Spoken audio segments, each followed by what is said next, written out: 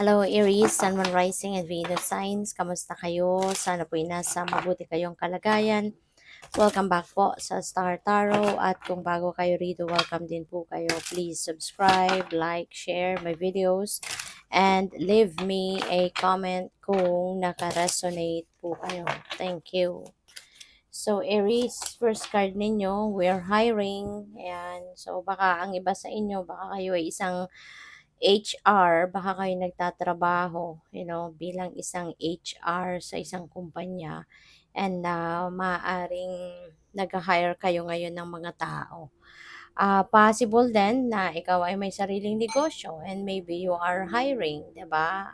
People sa inyong negosyo. For some of you, po pwede rin na kayo yung naghahanap ng trabaho. Po pwedeng kayo yung pupuwedeng kayo yung naghahanap ng trabaho, nagjo-job hunting, nagjo-job search. So, good luck po sa inyo. So, we have debt. Ayan. So, maaaring may mga pagkakautang ang iba sa inyo sa ngayon, Aries. At since maaaring ang iba sa inyo wala pang trabaho, kaya siguro medyo struggling kayo ngayon ano, pagdating sa pera kasi merong pagkakautang. Pupuwedeng due date na ng mga pagkakautang na 'to kaya pupuwedeng 'yun, kailangan ng, siguro bilis-bilisan or sipagan pa lalo 'no, yung paghahanap ng trabaho. So, we have changes. So, pero wag kayong mag-alala, changes are coming in. May mga pagbabagong magaganap 'no, sa buhay ninyo and maaaring related 'yan pagdating dito sa inyong money, career, and finances. Pupuwedeng mababago din ang inyong sitwasyon sa ngayon. Baka eventually magkakaroon din kayo ng, um, trabaho o magkakaroon din kayo ng source of income. Eventually magkakaroon din kayo ng pagkakakitaan, 'di ba? Pupuwedeng ang iba sa inyo makapag-isip 'no, na mag-business na lang kaya ako, 'di ba? Puwede naman ng mga loans 'no, para makapagsimula ng negosyo or pupuwedeng makipag-partner kayo, 'di ba? Pupuwedeng kayo ay mag-o-offer siguro ng partnership with someone. So, diskarte na lang ano, kailangan natin ng ekstrang, diskarte sa pagkakataong ito.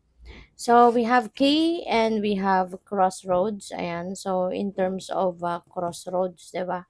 Pupuwedeng ang iba sa inyo ngayon talagang kailangan magdesisyon. Ano na yung magagawa ninyo ngayon to alleviate your situation or para na mag-improve ang inyong sitwasyon pang kaperahan, pang trabaho, ganyan.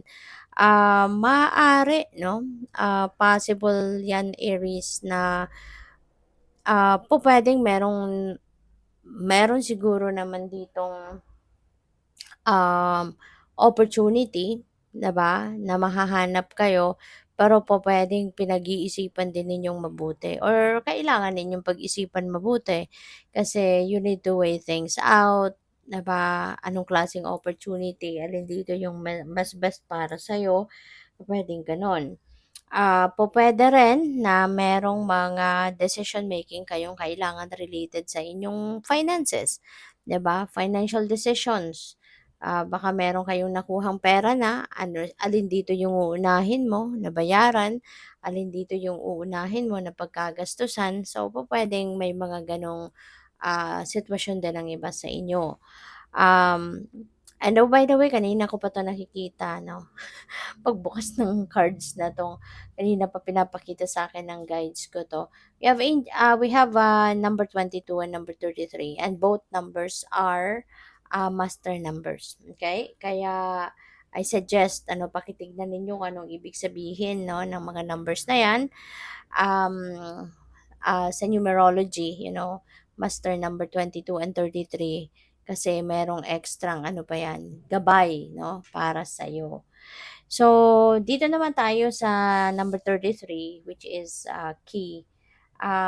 Pupuwede 'no, na meron ditong ano, parang kasi may changes tayo. So, most likely meron ditong change of energy. Meron ditong shift 'no, energy shift na pupuwedeng mangyari at, mabaliktad 'no, ang mabaliktad ang inyong sitwasyon.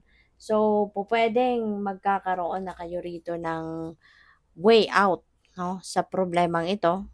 Kunyari kung kayo nga ang naghahanap ng trabaho, pupuwedeng makakuha na kayo ng trabaho, pupuwedeng makakuha na kayo ng solusyon ano, sa problema ninyo sa pera. Magkakaroon siguro dito ng, ah, baka yung ano ninyo, yung desisyon na 'to na kailangan ninyong gawin, ito yung magbubukas ng pinto para sa'yo.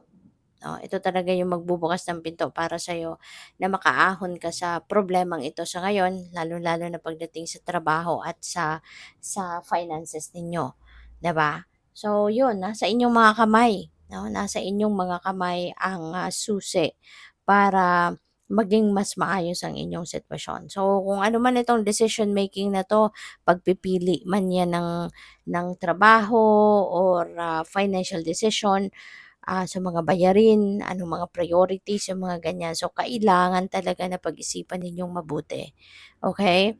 At, sundin mo kung ano dun yung bulong ng intuition mo para magkaroon kayo ng siguradong desisyon na hindi ninyo pagsisisihan or hindi ninyo pagsisisihan at hindi kayo, magkamali, 'di ba? So, pag-isipan ninyong mabuti kasi dito na 'no, mahahanap mo na din yung way out 'no, sa krisis na ito na maaaring pinagdadaanan ninyo. Nasa inyong desisyon 'yon, 'no, desisyon ninyo 'yon. Kaya 'yun, mababago 'no, definitely mababago ang inyong sitwasyon. So, hopefully makapagdesisyon kayo ng tama, 'di ba, para mabago na yung inyong sitwasyon for the better. So, we have number 23, mouse.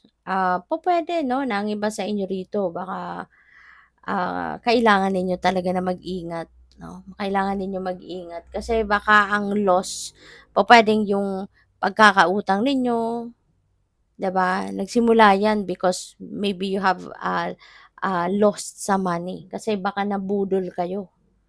Maaaring nabudol kayo, 'di ba, kaya kayo nagkautang-utang dahil diyan. Kasi may mga siyempre, may mga financial obligations kayo, pupuwedeng sa negosyo kung meron kayong negosyo or pupuwedeng sa, personal, 'di ba? So, since nabudol kayo siguro, baka na-scam ang iba sa inyo kaya 'yun, puwedeng nagkaroon kayo ng utang dahil diyan, 'di ba? So, kasi pupuwedeng kunyari loan ninyo 'yan, nag-invest sana kayo, pupuwedeng gano'n. Tapos binudol pala kayo, kaya gano'n ang nangyari. Pero, you know what, yung ano, yung key energy na ito yung magiging simula 'no, ng pagbangon mo. Kaya 'wag kang malungkot, 'wag kang mag-isip ng negatibo, alisin mo na yung mga negativity sa isip mo, at magsikap ka na magsikap ka na masolusyunan mo 'to at, ah magdasal din for safety, for protection, para hindi na kayo muling mabudol, ask for guidance from the divine at para mabago na ang inyong sitwasyon for the better, alright? So, what else? And by the way, maraming salamat for subscribing, and if you haven't subscribed yet, subscribe na kayo. And also, maraming salamat din for not skipping the ads. Malaking bagay yan sa akin. And also, please click the join button sa baba ng video kung gusto niyo na mag-join kayo sa membership. Okay? Salamat. So, we have Hermit. Ayan, pag nilay-nilayan ninyo ang inyong sitwasyon. Okay? If you can spend time by yourself, sige, mag-solitude ka muna, para na makapag-isip ka ng mabuti, lalo-lalo na related dito sa desisyon, na gagawin mo. Para nang sa gayon hindi ka na muling maisahan 'no, ng kung sino man. Mag-isip mabuti, weigh things out at saka mag-ano ka, magdasal 'no, magdasal importante 'yon. Always remember na prayer can move mountains, 'di ba? At hindi ka papabayaan ng universe. So, yun. So, feeling ko dito magiging maayos ang lahat. Magiging maganda na din ang sitwasyon mo. Mayroong celebration dito eh. So, baka yung key na ito, mabubuksan mo na talaga yung path para masolusyonan mo na ang lahat ng problema pagdating sa inyong money, career, and finances. So, pupuwedeng maso-solve mo na yung pagkakautang na yan, maaring makakahanap ka na ng trabaho, at pupuwedeng mahabol mo din 'no, kung sino man ang nanloko sa'yo, pupuwedeng mahabol mo din at mabawi mo yung pera dito. So, possible 'yan. At, 'yun, you're going to celebrate, you're going to say thank you sa divine for, the blessings 'no, at hindi ka pinapabayaan. Mahahanap at mahahanap mo yung solusyon sa problema. So, we have two of swords. So, decision nito. So, parang katulad ni number 22. Meron nga talaga kasi kayong decision na kailangang gawin, 'di ba? So, feeling ko ito 'yun eh, 'no? At possible na mapagdedesisyonan mo din talaga 'yan ng tama, 'di ba? At magagamit mo yung susi, 'di ba? Para buksan ang isang oportunidad 'no, na magso-solve ng inyong mga problema. So, good luck. Thank you for watching Love and Light. Namaste.